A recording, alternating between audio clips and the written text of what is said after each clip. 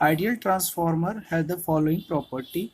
First property, it should not have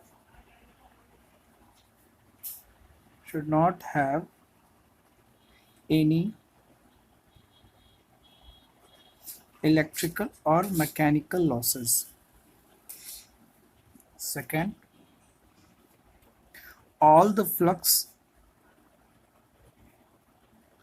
confined in a magnetic core. Third, permeability of magnetic core must be infinity. Permeability of the magnetic core is analogous of electrical conductivity. As the electrical conductivity is very high, the flow of current will very easy. Same way as the relative permeability of the magnetic core is high, then setup of the magnetic field in a core become very easy. Now I'm going to draw the magnet transformer. For that, first I'm going to draw core of the transformer.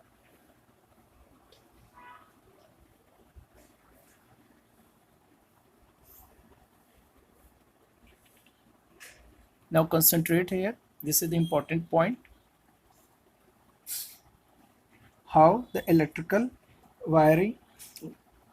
coil is wrapped around the magnetic core. The sense of winding is very important. In this you see the sense of winding is from above the coil, and the current direction is like this way. Here the current is going away from the observer, that is current is going inside the plane.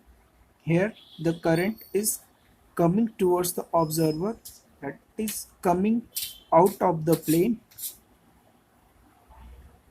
This is the final direction of the current. Now when voltage V is provided, due to this current I1 is flow. Current I1 is flow. Now this is the dot convention. If the current enter through dot, it must represent the same polarity, and opposite side also current must be enter in the dot. To satisfy this,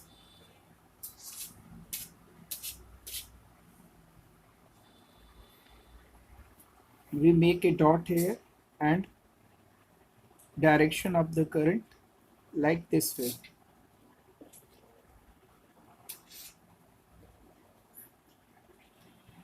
This is I2.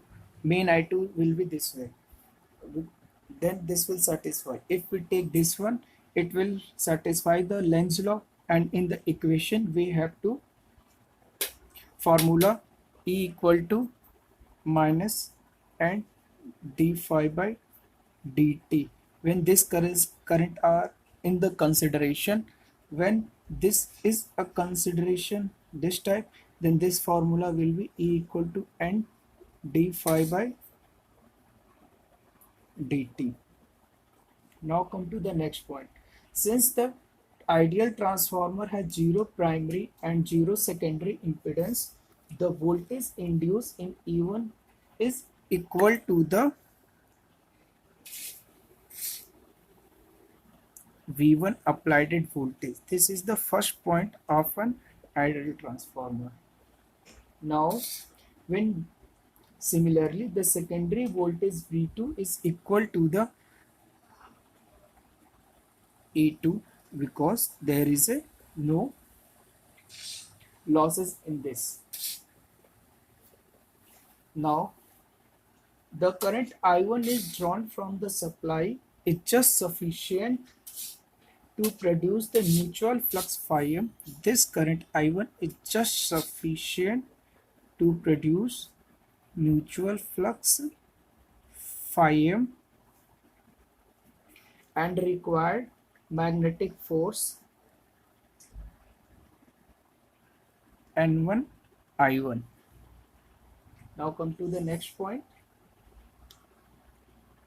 To overcome this, the demagnetizing effect of the secondary coil produces the same effect N2 I2. As a result, connected to the load by Lenz's law, E1 and V1 opposite to each other, since E1 and E2 both induced by the same mutual flux phi m. Therefore, E1, E2 are in same phase and opposite to V1. Here we talk about magnetizing current. To understand the magnetizing current, let first draw the phasor diagram. To phasor diagram, I always use a trick.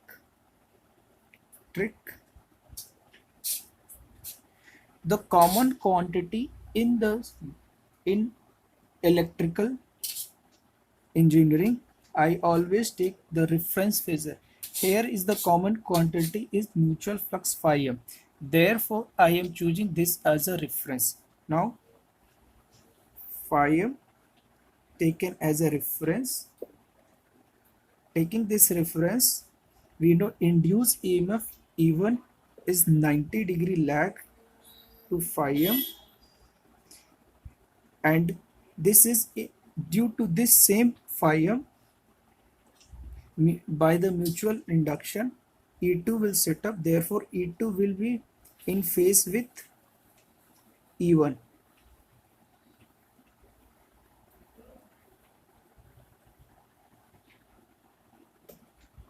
Now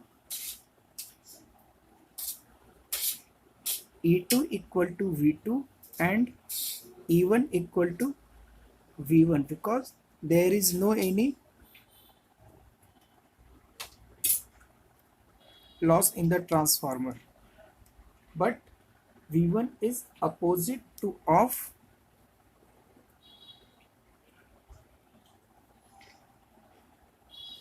E1, because here to satisfy the Lenz law, therefore this is no use here. Now we know that the current component I1 has two components. One is IW, second is I mu. IW is watt full component and it is responsible for losses, and I mu is the magnetizing component. It is responsible for the magnetic losses.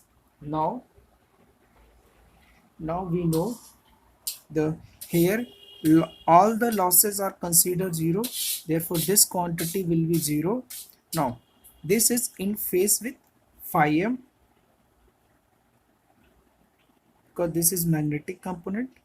Now I1 I mu equal to I1, complete magnetizing current equal to I1.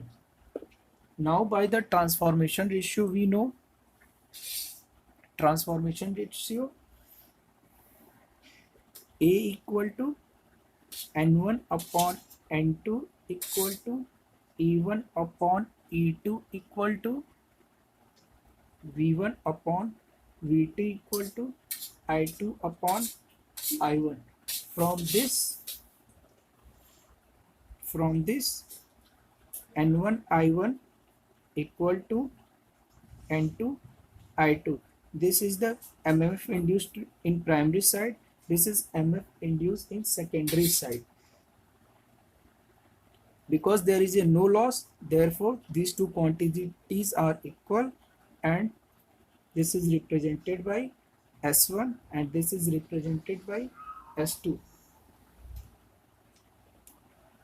This is called as input volt ampere. This is called as output volt ampere.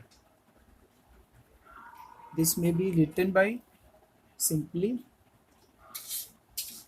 V1 I1 divided by 1000 and V2 I2 divided by 1000, because in real question rating is given in the form of kilovolt ampere. Therefore, kVA primary side equal to kVA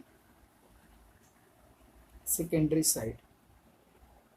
Thus, the kilovolt input of an ideal transformer equal to kilovolt output of an ideal transformer. Now come to the second topic. No load equivalent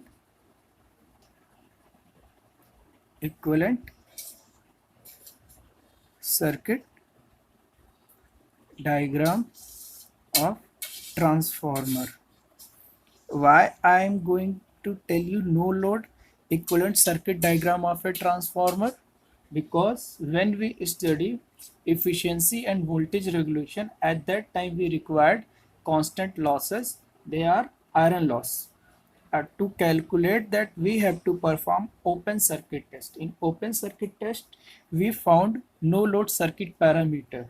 To calculate no load circuit parameter, we have to understand what is happen in a circuit, a transformer circuit, when it is working on no load condition. Let us first draw the no load circuit diagram of a transformer. For that,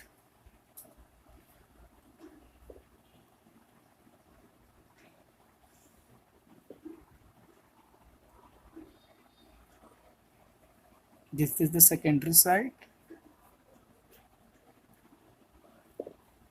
This represents a strong magnetic coupling. Now I am going to start to mark notation marking of this transformer. When we applied it V1 voltage towards primary side, no load current I naught flow. These no load component divided into its core magnet. This represents the watt full power which is going in the loss. This represents the magnetizing component.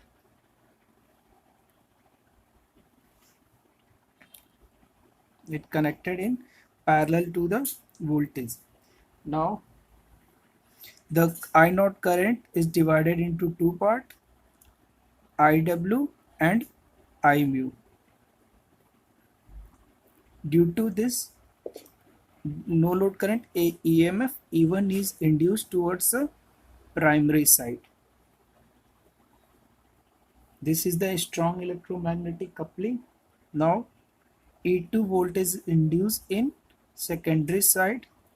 Due to this voltage, a current I2 will flow if load is connected to the transformer. Load is not connected, therefore I2 current will equal to 0, and due to this effect, the overcome balancing current I2 dash flowing from primary side, that will be equal to 0. Open circuit. To calculate no load parameter, let us first know what are the no load parameter. If we consider no load parameter, we not bother about this because here the circuit is not completed. We have to concentrate only this area. In this we found V1 is applied voltage,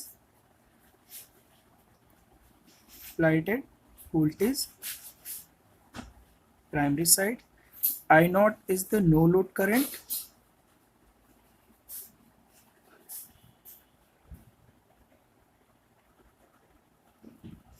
IW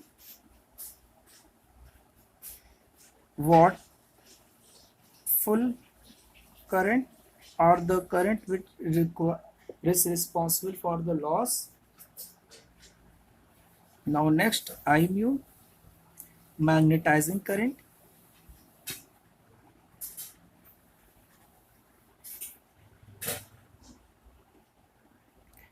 Now we should draw the phasor diagram to for more clarity. The phasor diagram is here. Again, which is the common quantity? Common quantity is phi m flux. We take this as a reference.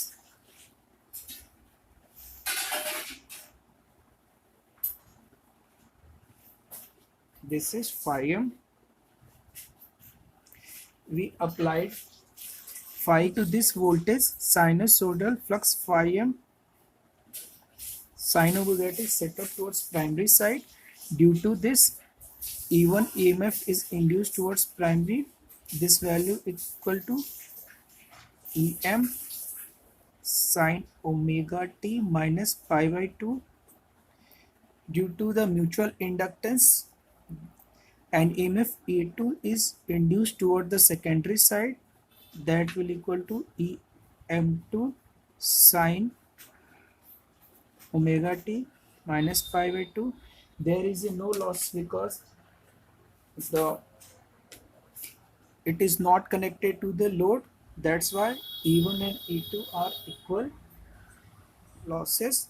This will be differ by their transformation ratio that I am going to represent by N1 by N2 equal to E1 by E2. Now E2 equal to N2 upon N1 equal to E1. Therefore, we know by this factor E2 is reduced by E1. This is E1 and this is E2.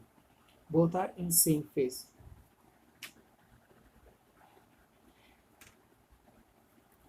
V1 is opposite to applied induced EMF E1. From here we see the magnetizing component phi m and IW is in phase with applied voltage V1. If we take the phasor sum of both, this will current, no load current I0. The angle between V and I0 is called the cos phi. Cos phi power factor angle. Power factor of the circuit. Now, by the phasor diagram, it is clear that the value of IW wattful component equal to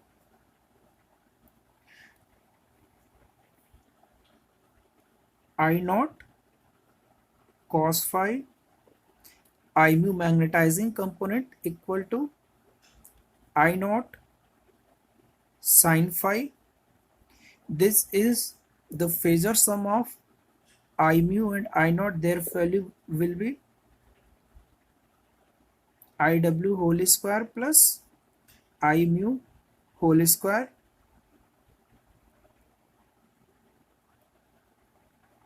cos phi equal to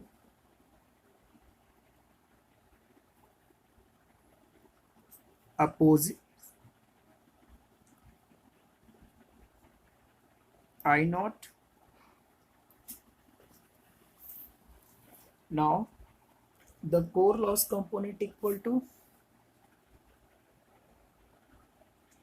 core loss component Pi equal to V1 I0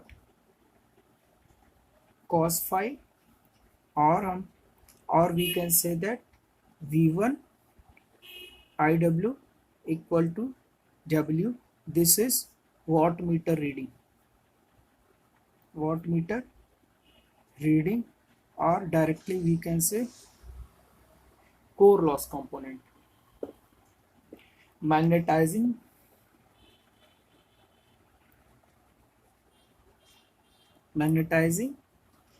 volt ampere, magnetizing reactive volt ampere, reactive volt ampere equal to V1 I naught sin phi. This is equal to VAR, watts. This is the complete representation of a no load equivalent circuit diagram. Now some other feature I am going to tell. The value of I mu is IW is very less as comparison to the I mu. Therefore, because secondary side open circuited, now the angle with the cos phi will approximately lie between 70 degree to 90 degree. Therefore, sorry, phi will lie between 70 degree to 90 degree. Therefore, cos phi power factor equal to 0.2 to 0.3. This is the no load circuit parameter. At this stage, I am going to tell the open circuit test. Now is for open circuit test. For open circuit test, first let us draw this transformer diagram.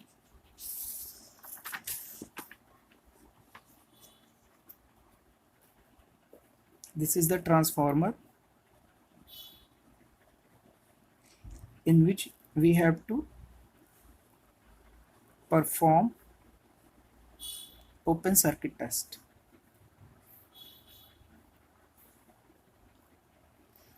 Before performing open circuit test, we know we have to come to the some important point of the open circuit test. This is this is low voltage side, this is high voltage side, and in open circuit high voltage side is kept open for safety reason.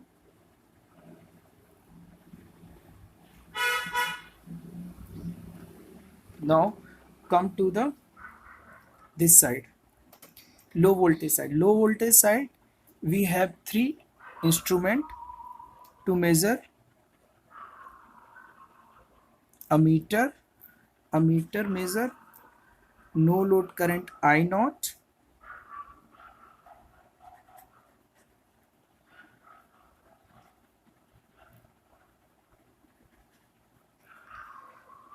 voltmeter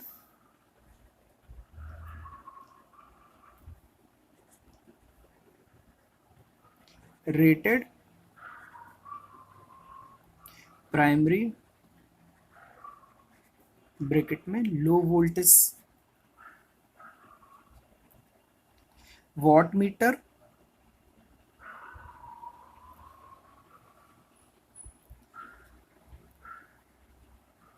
it measure copper loss.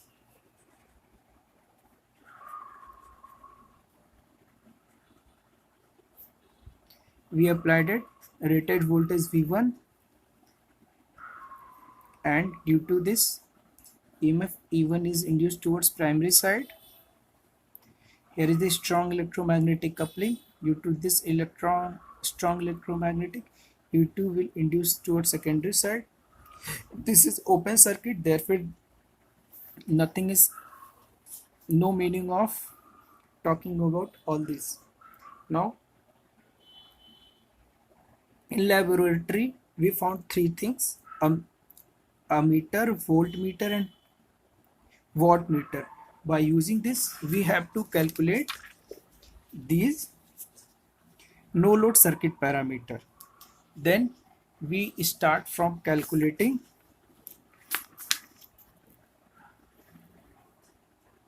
phi, IW, I mu, RW, XS. These are the open circuit parameter. We have to calculate all this. For that, we start by a simple formula. P equal to V1 I naught cos phi. From wattmeter we got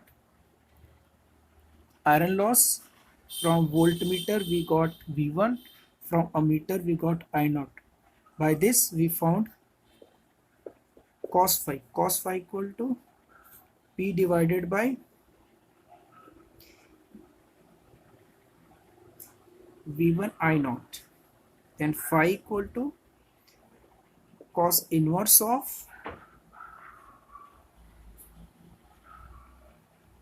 I naught. Now after calculating phi,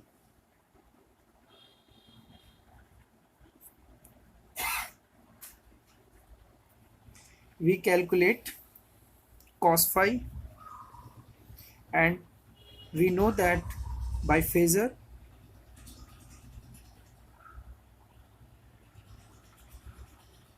this is I mu, this is IW, and this is I naught. Angle between IW and I mu is phi. Therefore IW equal to I naught cos phi, I mu equal to I naught sin phi, RW equal to V over IW. This is equal to V divided by I naught cos phi, and XS equal to V over I mu is equal to V divided by I naught sin phi. To calculate ZS, we have used XS square plus RW square, or by simply ZS equal to P divided by V.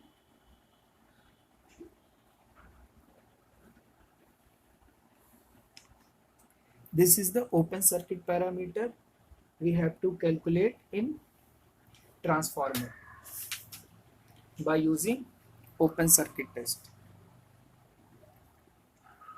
Thank you so much.